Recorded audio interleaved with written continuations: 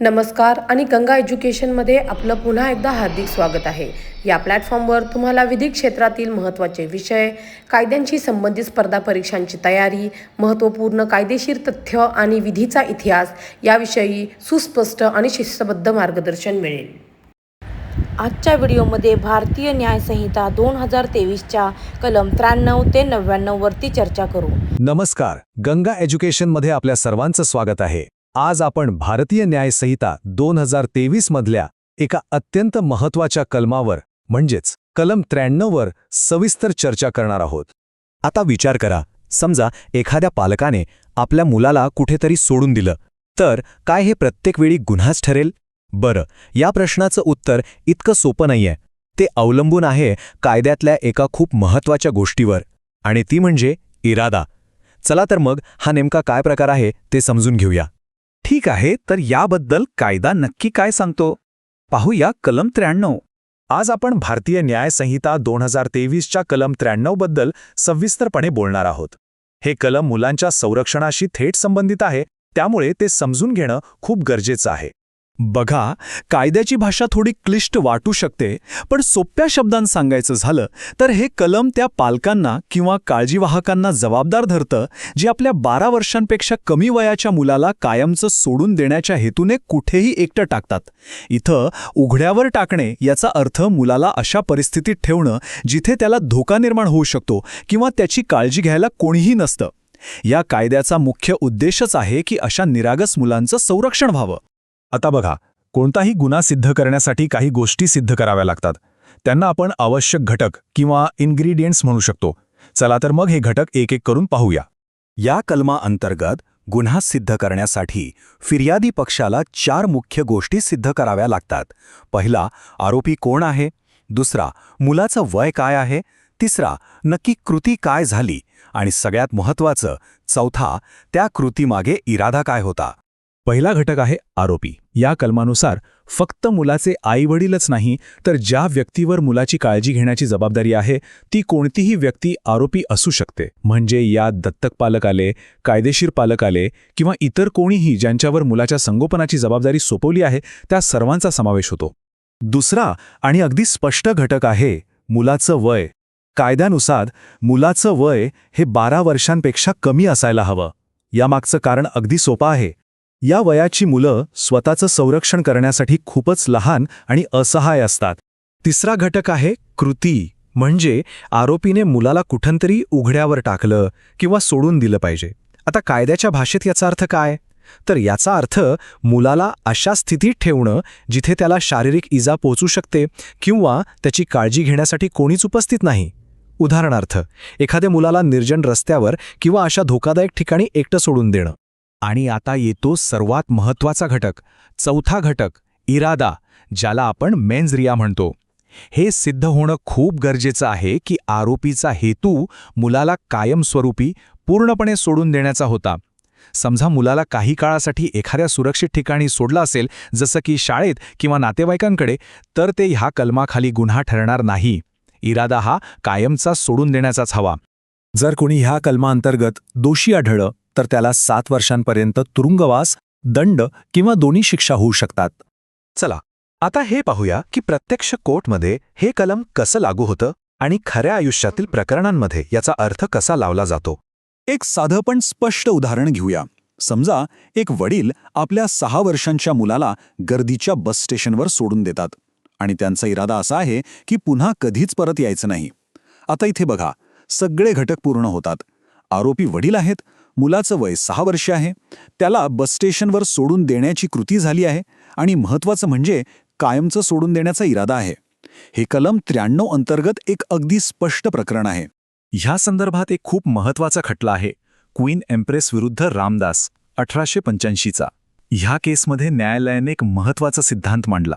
न्यायालयाने म्हटलं की जे मूल स्वतःचं संरक्षण करू शकत नाही त्याला एखाद्या निर्जन ठिकाणी सोडून देणं हेच त्याचा त्याग करण्याच्या इराद्याचा स्पष्ट पुरावा आहे. म्हणजे इरादा सिद्ध करण्यासाठी वेगळा पुरावा शोधायची गरज नाही, कारण ती कृतीच सगळं काही सांगून जाते. ठीक आहे, आता आपण थेट त्या मुद्द्यांवर येऊया जे परीक्षेच्या दृष्टिकोनातून अत्यंत महत्त्वाचे आहेत. एक गोष्ट लक्षात ठेवणं खूप महत्वाचं आहे की भारतीय न्याय संहिता 2023 मधील हे जे कलम 93 आहे ते जुन्या कायद्यातील म्हणजे भारतीय दंड संहिता 1860च्या कलम 317च्या जागी आलेला आहे. हा बदल परीक्षेसाठी नक्कीच महत्वाचा आहे. हे कलम न्यायपालिकेच्या प्रिलिम्स आणि मेन्स या दोन्ही परीक्षांसाठी खूप महत्वाचं आहे. एपीओच्या परीक्षेत तर यातील आवश्यक घटकांवर किंवा एखाद्या व्यावहारिक समस्येवर आधारित थेट प्रश्न विचारला जाऊ शकतो. त्यामुळे याची चांगली तयारी करणं आवश्यक आहे. चला तर एकदा पटकन उजळणी करूया. कलम 93 BNS 2023 मुख्य संकल्पना काय आहे तर पालक किंवा काळजीवाहकाने 12 वर्षांखालील मुलाला जाणून बुजून सोडून दिल्यास शिक्षा. आणि परीक्षेसाठी काय महत्वाचं आहे तर मुख्य घटक विशेषतः इरादा आणि संबंधित ऐतिहासिक खटले. न्यायपालिकेच्या परीक्षेसाठी अशाच प्रकारची अधिक कायदेशीर माहिती मिळवण्यासाठी गंगा एज्युकेशनसोबत नक्की जोडलेले रहा. हा भाग पाहिल्याबद्दल धन्यवाद. तर आज आपण भारतीय न्याय संहिता 2023 मधलं एक खूप महत्वाचं कलम म्हणजे कलम 95 यावर एकदम सविस्तर चर्चा करणार आहोत. आता हे कलम कशाबद्दल आहे तर एखाद्या लहान मुलाला गुन्हा करण्यासाठी कामावर ठेवणं याबद्दल. एक गोष्ट लक्षात घ्या की ज्युडिशरी आणि एपीओ परीक्षांसाठी हे कलम फार महत्वाचं आहे. चला तर मग बघूया यातले कोणते मुद्दे आपल्याला नीट लक्षात ठेवायचे आहेत. या संपूर्ण विश्लेषणामध्ये आपण या 4 मुख्य भागांमधून जाणार आहोत. म्हणजे काय तर या कलमाची प्रत्येक बाजू आपल्याला अगदी स्पष्टपणे समजेल. चला तर मग सुरुवात करूया सगळ्यात महत्वाच्या गोष्टीपासून म्हणजे कायदा नक्की काय म्हणतो ते आधी समजून घेऊया. बरं, हा आहे कायद्याचा मूळ मजकूर. आता हे वाचायला थोडंसं किचकट वाटू शकतं, मान्य आहे. पण काळजी करू नका, आपण यातला प्रत्येक शब्द अगदी सोप्या भाषेत समजून घेणार आहोत. याचा एकदम सरळ सोपा अर्थ काय आहे माहितीये? जर एखाद्या मोठ्या व्यक्तीने गुन्हा करण्यासाठी लहान मुलाचा वापर केला तर कायदा त्या मोठ्या व्यक्तीलाच मुख्य गुन्हेगार मानतो. आणि यातली सगळ्यात महत्त्वाची गोष्ट कोणती तर त्या व्यक्तीला शिक्षा अशी होईल जणू काही ते कृत्य त्याने स्वतःच्या हाताने केलं आहे. आता आपण पुढे जाऊयात आणि या गुन्ह्याचे आवश्यक घटक म्हणजे इसेन्शियल इन्ग्रेडियंट्स पाहूया. म्हणजे काय तर कोर्टामध्ये हा गुन्हा सिद्ध करण्यासाठी प्रॉसिक्युशनला नक्की कोणत्या गोष्टी सिद्ध कराव्या लागतात ते बघू. ठीक आहे, तर या गुन्ह्याचे 3 मुख्य घटक आहेत. पहिला बालक म्हणजे कायद्याने जी वयोमर्यादा ठरवली आहे त्यापेक्षा कमी वयाची व्यक्ती. दुसरा भाड्याने नोकरीवर किंवा कामावर ठेवणे. आता इथे फक्त पैशांचा व्यवहार अपेक्षित नाहीये तर एखाद्याला भीती दाखवून, आमिष दाखवून किंवा फसवून कामाला लावणं ह्या सगळ्या गोष्टी यात येतात. आणि तिसरा सगळ्यात महत्त्वाचा घटक म्हणजे उद्देश अपराधासाठी असला पाहिजे. म्हणजे त्या मुलाला कामावर ठेवण्यामागे गुन्हा घडून आणण्याचा स्पष्ट हेतू असलाच पाहिजे. बघा, न्यायालय कोणत्याही गुन्ह्याचं विश्लेषण करताना साधारणपणे याच चौकटीचा वापर करतो. आधी आरोपी कोण आहे, मग त्याने नक्की कोणती कृती केली, त्या कृतीमागे त्याचा हेतू काय होता आणि मग शेवटी कायद्यानुसार त्यासाठी शिक्षा काय आहे. कलम 95चा गुन्हा सिद्ध करण्यासाठी सुद्धा न्यायालय हीच पद्धत वापरतं. आता या स्लाइडवर जरा विशेष लक्ष द्या कारण हे जे कायदेशीर सूत्र आहे ना हा या संपूर्ण कलमाचा आत्मा आहे. क्वी फॅसिट पर ॲलियम फॅसिट पर से. याचा अर्थ काय तर जी व्यक्ती दुसऱ्या व्यक्तीकडून एखादं कृत्य करून घेते कायद्याच्या नजरेत ते कृत्य त्या व्यक्तीने स्वतःच केलं आहे असं मानलं जातं. मुलाला गुन्ह्यासाठी वापरणाऱ्या व्यक्तीला शिक्षा का होते याचं उत्तर आपल्याला याच एका सूत्रात मिळतं.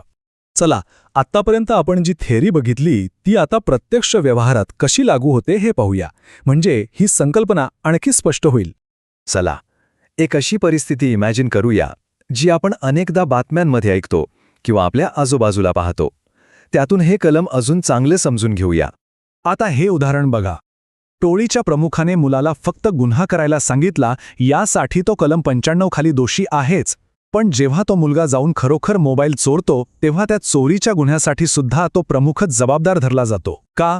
कारण आपण आत्ताच जे कायदेशीर सूत्र पाहिलं ते इथे लागू होतं. क्वी फॅसेट पर ॲलियम फॅसेट पर से. म्हणजे त्या मुलाने केलेली चोरी ही त्या प्रमुखाने स्वतः केल्यासारखीच आहे. आता एक महत्त्वाचा न्यायालयीन निर्णय पाहूया. या केसमुळे या कलमाकडे बघण्याचा न्यायालयाचा दृष्टिकोन अधिक स्पष्ट होतो.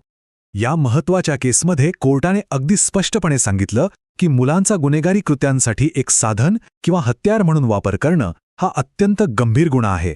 अशा परिस्थितीत मुलाच्या कृतीची संपूर्ण जबाबदारी त्या व्यक्तीवर येते जी त्याला कामावर ठेवते. कारण खरा गुन्हेगारी हेतू हा त्या मोठ्या व्यक्तीचा असतो. मुलाचा नाही. चला, आता आपण या विश्लेषणाच्या शेवटच्या टप्प्याकडे आलो आहोत, जो थेट आपल्या परीक्षेच्या तयारीसाठी सगळ्यात महत्त्वाचा आहे. या कलमाखाली शिक्षेची तरतूद खूप स्पष्ट आणि कडक आहे. फक्त मुलाला गुन्हेगारीसाठी कामावर ठेवलं तरी कमीत कमी 3 ते जास्तीत जास्त 10 वर्षांपर्यंत कारावास आणि दंड होऊ शकतो. हे आकडे लक्षात ठेवा. मिनिमम 3 वर्ष, मॅक्झिमम 10 वर्ष. आणि जर त्या मुलाने खरोखर गुन्हा केला तर त्या गुन्ह्याची जी काही शिक्षा असेल ती सुद्धा या मूळ शिक्षेसोबतच भोगावी लागेल. बरं, परीक्षेसाठी काय लक्षात ठेवायचं? प्रिलिम्समध्ये तुम्हाला थेट कलम क्रमांक आणि शिक्षेची मुदत म्हणजे कमीत कमी आणि जास्तीत जास्त किती शिक्षा आहे यावर प्रश्न येऊ शकतो. मेन्समध्ये तुम्हाला एखादा प्रॉब्लेम बेस्ड उदाहरण देऊन उत्तर लिहायला सांगितलं जाऊ शकतं आणि उत्तर लिहिताना क्वी फॅसेट पर ॲलियम फॅसेट पर से या सूत्राचा उल्लेख करायला विसरू नका. हे सूत्र तुमच्या उत्तरासाठी एक कीवर्ड आहे, ज्यामुळे नक्की चांगले गुण मिळायला मदत होईल. चला, एका मिनिटात सगळं रिवाईज करूया. कलम 95, मुलाला गुन्ह्यासाठी वापरणे. तत्व काय? तर जो वापरतो तोच खरा गुन्हेगार. आणि शिक्षा कमीत कमी 3 ते जास्तीत जास्त 10 वर्ष. इतकं जरी लक्षात ठेवलं तरी परीक्षेसाठी खूप झालं. न्यायपालिका, APO आणि कायद्याच्या इतर परीक्षांसाठी अशाच प्रकारच्या माहितीपूर्ण विश्लेषणासाठी गंगा एज्युकेशन सोबत नक्की जोडलेले रहा. आपले काही प्रश्न किंवा शंका असतील तर खाली कमेंट्समध्ये नक्की विचारा. धन्यवाद. तर आज आपण भारतीय न्याय संहिता 2023 मधलं एक खूप महत्त्वाचं कलम अभ्यासणार आहोत. कलम 97. आता हे कलम कशाबद्दल आहे? तर 10 वर्षांपेक्षा कमी वयाच्या लहान मुलाला त्याच्या अंगावरची एखादी वस्तू म्हणजे मालमत्ता चोरण्याच्या हेतूने पळवून नेण्याबद्दल. एक गोष्ट लक्षात घ्या की न्यायपालिका आणि APO परीक्षांसाठी हे कलम फार महत्त्वाचं आहे. तर आजच्या चर्चेत आपण काय काय बघणार आहोत? सगळ्यात आधी आपण कलम 97ची ओळख करून घेऊ. मग या गुन्ह्यात नक्की कोणते घटक येतात ते समजून घेऊ. त्यानंतर प्रत्यक्षात हे कलम कसं लागू होतं आणि सगळ्यात शेवटी परीक्षेसाठी महत्त्वाचे मुद्दे कोणते आहेत ते पाहू. चला तर मग आपल्या पहिल्या भागाला सुरुवात करूया. कलम 97ची ओळख. आता बघा, कायद्याची भाषा वाचायला थोडी कठीण वाटू शकते, बरोबर? पण आपण सोप्या शब्दात समजून घेऊया. हे कलम अशा एका गुन्ह्याबद्दल आहे जिथे खरं तर 2 गुन्हे एकत्र घडत आहेत. पहिला गुन्हा आहे मुलाच्या शरीराविरुद्धचा म्हणजे अपहरण आणि दुसरा गुन्हा आहे मालमत्तेविरुद्धचा म्हणजेच चोरी. ठीक आहे, आता आपण दुसऱ्या भागाकडे वळूया. यामध्ये आपण या गुन्ह्याचे जे आवश्यक घटक आहेत ते एक एक करून समजून घेऊ. तर हा गुन्हा सिद्ध होण्यासाठी कायद्यानुसार काही गोष्टी खूप महत्त्वाच्या आहेत. पहिली गोष्ट, मुलाला पळवून नेण्याची म्हणजे अपहरण करण्याची कृती घडलेली पाहिजे. दुसरी गोष्ट, पीडित मुलाचं वय हे 10 वर्षांपेक्षा कमी असायला हवं. आणि तिसरी आणि सगळ्यात महत्त्वाची, आरोपीचा हेतू हा चोरी करण्याचा असला पाहिजे, तोही अप्रामाणिकपणे. हे लक्षात ठेवा की यापैकी एकही गोष्ट जर सिद्ध झाली नाही तर कलम 97 अंतर्गत गुन्हा दाखल होऊ शकत नाही.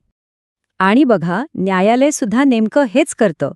कोणताही गुन्हा सिद्ध करायचा असेल तर ते याच एसेन्शियल इन्ग्रेडियंट्सची तपासणी करतात. सगळ्यात आधी प्रत्यक्ष कृती झाली आहे का ते पाहिलं जातं. त्यानंतर पीडितेचं वय तपासलं जातं आणि सर्वात महत्त्वाचं म्हणजे आरोपीचा हेतू, त्याचा उद्देश काय होता हे सिद्ध करावं लागतं. कायद्यामध्ये ना कोणताही गुन्हा घडण्यासाठी फक्त कृती पुरेशी नसते, त्यामागे गुन्हेगारी हेतू असणंही तितकंच गरजेचं आहे. याच गोष्टीला एका कायदेशीर तत्वानी ओळखलं जातं, ते म्हणजे मेन्स रिया. याचा सरळ अर्थ आहे दोषी मन किंवा गिल्टी माइंड. आता आपल्या या केसमध्ये म्हणजे कलम 97 मध्ये मुलाच्या अंगावरची वस्तू चोरण्याचा जो अप्रामाणिक हेतू आहे ना, तोच मेन्स रिया आहे. मनात गुन्हेगारी हेतू तर आला, पण तो प्रत्यक्षात आणण्यासाठीची कृती केली जाते. म्हणजे आपल्या उदाहरणात मुलाचं अपहरण करण्याची प्रत्यक्ष कृती, त्याला कायद्याच्या भाषेत म्हणतात ॲक्टस रियस किंवा गिल्टी ॲक्ट. आणि हे नेहमी लक्षात ठेवा, जेव्हा मेन्स रिया म्हणजे दोषी मन आणि ॲक्टस रियस म्हणजे दोषी कृती हे दोन्ही एकत्र येतात तेव्हाच गुन्हा पूर्ण होतो. तर मग हा कायदा प्रत्यक्षात कसा वापरला जातो? चला, हे समजून घेण्यासाठी काही उदाहरणं आणि महत्त्वाचे कोर्टाचे निर्णय बघूया. चला, एक व्यावहारिक उदाहरण पाहू. समजा एक व्यक्ती आहे, तो बागेत खेळणाऱ्या एका 7 वर्षांच्या मुलाला तिथून उचलून थोडं दूर घेऊन जातो आणि त्याच्या गळ्यातली सोन्याची साखळी काढून घेतो. आता इथे खूप इंटरेस्टिंग पॉइंट आहे. जरी त्या व्यक्तीने त्या मुलाला नंतर सुखरूप परत आणून सोडलं तरीही गुन्हा कधी पूर्ण झाला? गुन्हा त्याच क्षणी पूर्ण झाला ज्या क्षणी त्याने चोरीच्या उद्देशाने त्या मुलाला पळवलं. याच संदर्भात एक महत्त्वाचा खटला आहे, रमेश विरुद्ध राजस्थान सरकार. ह्या केसमध्ये कोर्टाने काय निकाल दिला? न्यायालयाने अगदी स्पष्ट केलं की एखाद्या लहान मुलाला त्याच्या सुरक्षित जागेवरून, खास करून त्याच्या अंगावरचे दागिने चोरण्याच्या उद्देशाने जर दूर नेलं जात असेल तर तो कलम 97 अंतर्गत एक गंभीर गुन्हा आहे आणि म्हणूनच ह्या केसमध्ये आरोपीला दोषी ठरवण्यात आलं. चला, आता आपल्या चर्चेच्या शेवटच्या भागाकडे येऊया, जो परीक्षेच्या दृष्टीनं खूप महत्वाचा आहे. एक गोष्ट लक्षात घेण्यासारखी आहे, ही जी तरतूद आहे ना, ती पूर्णपणे नवीन नाही. जो जुना कायदा होता, म्हणजे भारतीय दंड संहिता किंवा IPC, त्यामध्ये हेच कलम होतं, सेक्शन 369. आता नवीन भारतीय न्यायसंहितेमध्ये तेच कलम 97 म्हणून आलेलं आहे. मग या गुन्ह्यासाठी शिक्षा काय आहे? तर दोषी आढळल्यास 7 वर्षांपर्यंतचा कारावास होऊ शकतो. आणि इथे गोष्टी लक्षात घ्या की कारावासासोबत दंड म्हणजे फाईन हा अनिवार्य आहे, तो माफ केला जात नाही. बरं, परीक्षेची तयारी करताना काय लक्षात ठेवायचं? पूर्वपरीक्षेत म्हणजे प्रिलिम्समध्ये तुम्हाला थेट सेक्शन नंबर किंवा शिक्षेबद्दल प्रश्न येऊ शकतो आणि मुख्य परीक्षेत म्हणजे मेन्समध्ये या कलमाचे आवश्यक घटक कोणते यावर एक शॉर्ट नोट लिहायला येऊ शकते किंवा मग एखादं प्रॅक्टिकल उदाहरण देऊन त्यावर आधारित प्रश्न विचारला जाऊ शकतो. चला, एकदा पटकन रिव्हिजन करूया. फक्त 3 गोष्टी लक्षात ठेवा. कलम क्रमांक 97. मुख्य संकल्पना काय? 10 वर्षांखालील मुलाचं चोरीच्या उद्देशानं अपहरण करणं. आणि शिक्षा 7 वर्षांपर्यंतचा कारावास आणि सोबत दंड. न्यायपालिका, APO आणि कायद्याच्या इतर परीक्षांच्या तयारीसाठी अशाच महत्त्वाच्या विश्लेषणाकरिता गंगा एज्युकेशन सोबत नक्की जोडलेले रहा. धन्यवाद. आज आपण भारतीय न्यायसंहिता 2023 मधल्या सेक्शन 99चं विश्लेषण करणार आहोत. हे कलम मुलांचं लैंगिक शोषणापासून संरक्षण करण्यासाठी बनवलेलं एक अत्यंत महत्त्वाचं कायदेशीर शस्त्र आहे. आणि हो, परीक्षेच्या दृष्टीनं तर हे खूपच महत्त्वाचं आहे. तर या महत्त्वाच्या सेक्शनला आपण व्यवस्थित समजून घेऊया, तेही या 5 भागांमध्ये. आपण कलम 99च्या उद्देशापासून सुरुवात करू, मग गुन्ह्याचे घटक काय आहेत ते बघू, त्यानंतर काही महत्त्वाचे कोर्टाचे निर्णय पाहू, मग शिक्षा काय आहे ते समजून घेऊ आणि शेवटी परीक्षेसाठी काय लक्षात ठेवायचं याची उजळणी करू. चला तर मग सुरू करूया. बघा, सेक्शन 99चा मुख्य उद्देश अगदी स्पष्ट आहे, मुलांचं लैंगिक शोषण थांबवणं. या कायद्याचं वैशिष्ट्य काय आहे माहितीये? हे फक्त मुलांची तस्करी करणाऱ्यांवरच कारवाई करत नाही, तर वेश्या व्यवसायासाठी मुलांना खरेदी करणाऱ्यांवर, म्हणजे या गुन्हेगारीच्या मागणीवर म्हणजेच डिमांड साईडवर थेट हल्ला करतं. आता कायद्यातली ही ओळ बघा. जो कोणी मुलाला वेश्या व्यवसाय किंवा अवैध संबंधाच्या उद्देशाने खरेदी करतो, भाड्याने घेतो किंवा ताबा मिळवतो. आता सोप्या भाषेत सांगायचं झालं तर कोणताही व्यक्ती जो अल्पवयीन मुलामुलींना कुठल्याही अनैतिक कामासाठी मिळवतो, तो या कलमाखाली थेट गुन्हेगार ठरतो. आता आपण या गुन्ह्याचे आवश्यक घटक म्हणजे एसेन्शियल इन्ग्रेडियंट्स समजून घेऊया. कायद्याचा अभ्यास करताना ना, कोणत्याही गुन्ह्याला त्याच्या मूळ घटकांमध्ये विभागून पाहिलं की तो अगदी सोपा वाटतो. चला मग बघूया सेक्शन 99चे घटक. सेक्शन 99 अंतर्गत गुन्हा सिद्ध करायचा असेल तर फिर्यादी पक्षाला कोर्टात हे 4 आवश्यक घटक सिद्ध करावेच लागतात. हे 4 घटक म्हणजे या गुन्ह्याचा कायदेशीर पाया आहेत. बरं, आता या टेबलकडे लक्ष द्या. पहिला घटक आहे कृती म्हणजे ॲक्ट. याचा अर्थ काय? तर प्रत्यक्ष मुलाला विकत घेणं, भाड्यानं घेणं किंवा त्याचा ताबा मिळवणं. इथं अन्यथा ताबा मिळवणे हा जो शब्दप्रयोग आहे ना, तो खूप महत्त्वाचा आहे. म्हणजे फसवून, दबाव टाकून किंवा इतर कोणत्याही मार्गाने मुलावर कंट्रोल मिळवणं. दुसरा घटक आहे पीडित म्हणजे विक्टिम. पीडित व्यक्ती ही अल्पवयीन असणं बंधनकारक आहे. तिसरा घटक आहे उद्देश किंवा इंटेन्शन. म्हणजे आरोपीला हे माहीत असलं पाहिजे की मुलाचा वापर वेश्या व्यवसायासाठी केला जाणार आहे. आणि चौथा घटक हेतू म्हणजेच पर्पज, जो वेश्या व्यवसाय किंवा इतर कुठल्याही बेकायदेशीर आणि अनैतिक कामाचा असला पाहिजे. इथे एक महत्त्वाचा कायदेशीर सिद्धांत लागू होतो, तो म्हणजे मेन्स रिया. आता मेन्स रिया म्हणजे काय? सोप्या भाषेत सांगायचं तर गुन्हेगारी मानसिकता. सेक्शन 99च्या बाबतीत मुलाचं शोषण केलं जाईल हा उद्देश किंवा तशी माहिती असणं हाच झाला मेन्स रिया. आणि जिथे मेन्स रिया म्हणजे गुन्हेगारी मानसिकता आहे, तिथे ॲक्टस रियस म्हणजेच गुन्हेगारी कृत्य असणं सुद्धा गरजेचं आहे. या कलमामध्ये मुलाला खरेदी करणं, भाड्याने घेणं किंवा त्याचा ताबा मिळवण्याचं जे प्रत्यक्ष कृत्य आहे तोच ॲक्टस रियस आहे. कोर्टातली प्रक्रिया एका लॉजिकल पद्धतीने चालते. हा फ्लोचार्ट तीच प्रक्रिया दाखवतो. म्हणजे आधी गुन्हा घडलाय का हे पाहिलं जातं. मग त्याचे आवश्यक घटक म्हणजे ॲक्टस रिअस आणि मेन्स रिया सिद्ध झाले आहेत का हे तपासलं जातं. आणि जेव्हा हे दोन्ही घटक सिद्ध होतात तेव्हाच शिक्षेचा निर्णय दिला जातो. कायद्यातले शब्द तर आपण वाचले, पण प्रत्यक्ष केसमध्ये कोर्ट त्याचा अर्थ कसा लावतं हे समजून घेण्यासाठी काही महत्त्वाचे न्यायालयीन निर्णय बघूया. केस लॉ आपल्याला कायदा प्रॅक्टिसमध्ये कसा वापरला जातो हे दाखवतात. परीक्षेसाठी एक सोपं उदाहरण बघू. समजा एका वेश्यागृह मालकाने एका तस्कराला पैसे दिले आणि एका अल्पवयीन मुलीला ताब्यात घेतलं, तर इथे त्या वेश्यागृह मालकाने सेक्शन 99 अंतर्गत गुन्हा केलेला आहे. हे एक अगदी स्पष्ट आणि सरळ उदाहरण आहे. विशाल जीत विरुद्ध युनियन ऑफ इंडिया हा एक ऐतिहासिक खटला आहे. या केसमध्ये सुप्रीम कोर्टाने अगदी स्पष्टपणे सांगितलं की मुलांची तस्करी आणि लैंगिक शोषण हे घटनेच्या कलम 21 खाली येणाऱ्या त्यांच्या जगण्याच्या आणि प्रतिष्ठेच्या मूलभूत अधिकारांचं मोठं उल्लंघन आहे. म्हणूनच कोर्टाने अधिकाऱ्यांना याविरुद्ध कडक कारवाई करण्याचे निर्देश दिले होते. आता वळूया ह्या गुन्ह्यासाठी असलेल्या शिक्षेच्या तरतुदीकडे आणि यातल्या एका खूप महत्त्वाच्या कायदेशीर गृहीतकाकडे. परीक्षेच्या दृष्टीनं हा भाग अतिशय महत्त्वाचा आहे, त्यामुळे यातील बारकावे नीट समजून घ्या. या गुन्ह्याचं गांभीर्य आपल्याला शिक्षेवरूनच लक्षात येतं.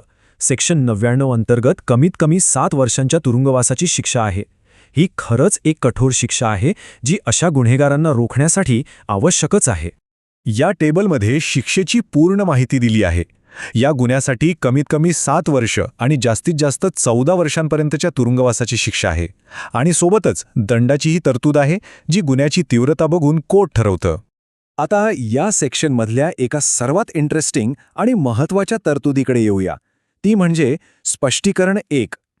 हे स्पष्टीकरण काही विशिष्ट प्रकरणांमध्ये बर्डन ऑफ प्रूफ म्हणजेच पुरावा सिद्ध करण्याची जबाबदारी थेट आरोपीवर टाकतं.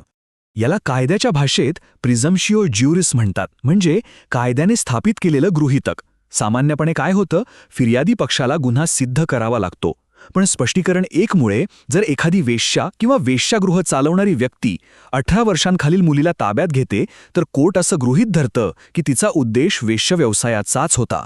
म्हणजे इथे पुरावा सिद्ध करण्याची जबाबदारी शिफ्ट होते आणि आता आरोपीला स्वतःला निर्दोष सिद्ध करावं लागतं. चला, आता आपण ही सगळी माहिती परीक्षेच्या दृष्टिकोनातून एकदा एकत्र करूया. हा शेवटचा आणि अत्यंत महत्त्वाचा भाग आहे, जो आपल्याला रिव्हिजनसाठी आणि परीक्षेत चांगले गुण मिळवण्यासाठी नक्कीच मदत करेल. ज्युडिशियरी आणि APO परीक्षेसाठी काही टिप्स लक्षात ठेवा. प्रिलिम्समध्ये सरळ सेक्शन नंबर किंवा त्यातली कमीत कमी शिक्षा किती आहे यावर प्रश्न येऊ शकतो. आणि मेन्स परीक्षेसाठी यावर आधारित एखादा प्रॉब्लेम बेस्ड प्रश्न विचारला जाऊ शकतो, किंवा तुम्हाला या सेक्शनचे घटक आणि ते कायदेशीर गृहीतक आहे ना त्यावर एक शॉर्ट नोट लिहायला सांगू शकतात. एक गोष्ट पक्की लक्षात ठेवा, स्पष्टीकरण 1 मधलं जे गृहीतक आहे तो टॉपिक खूपच महत्त्वाचा आहे. चला तर मग एका मिनिटात पटकन उजळणी करूया. हे मुद्दे लक्षात ठेवा. सेक्शन 99 भारतीय न्याय संहिता 2023. मुख्य संकल्पना: अनैतिक हेतूंसाठी मुलांची खरेदी किंवा ताबा मिळवण्यावर शिक्षा. शिक्षा किमान 7 वर्षे, कमाल 14 वर्षे आणि दंड. आणि सगळ्यात महत्त्वाचं वैशिष्ट्य, वेश्यागृह चालवणाऱ्यांविरुद्धचं कायदेशीर गृहीतक जे स्पष्टीकरण 1 मध्ये दिलेलं आहे. ह्या विश्लेषणाच्या शेवटी तुमच्यासाठी एक विचार करायला लावणारा प्रश्न आहे. सेक्शन 99 द्वारे फक्त तस्करी करणाऱ्यांनाच नाही, तर मुलांना खरेदी करणाऱ्या मागणीला म्हणजे डिमांड साईडला गुन्हेगार ठरवून बाळ तस्करीविरुद्धच्या मोठ्या लढाईत हे कलम नेमकं कसं योगदान देतं यावर नक्कीच विचार करा. ज्युडिशियरी, APO आणि इतर कायद्याच्या परीक्षांसाठी अशाच प्रकारच्या माहितीपूर्ण विश्लेषणासाठी गंगा एज्युकेशन सोबत जोडलेले रहा. धन्यवाद. हे सत्र पाहिल्याबद्दल धन्यवाद. हा व्याख्यान उपयुक्त वाटला असल्यास कृपया लाईक करा, शेअर करा आणि गंगा एज्युकेशनला सबस्क्राईब करा. अशाच महत्त्वपूर्ण कायदेविषयक व्याख्यानांसाठी आमच्याशी जोडलेले रहा.